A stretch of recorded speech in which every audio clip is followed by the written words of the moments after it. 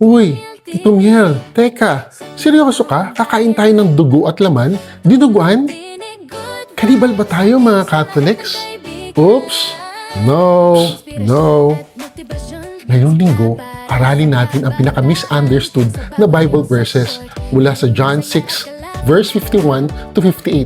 Corpus Christi, selebrasyon ng solemnity ng Most Holy Body and Blood of Jesus Christ. Alam nyo, love tayo ni Lord.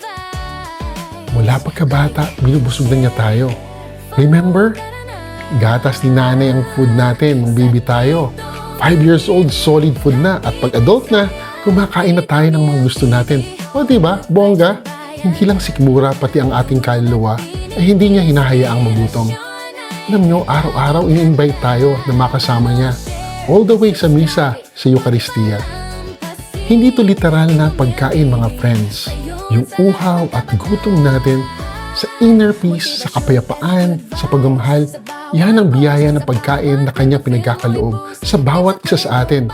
Kakaibang lakas, saya, at pagmamahal. Yun talaga. Power!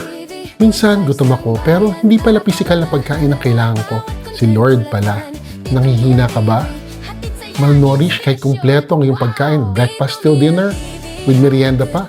Baka di food trip ang kailangan mo. Baka ang katawan at dugo ni Jesus ang need mo. Tito Miel here, busugin ang buhay mula kay Lord.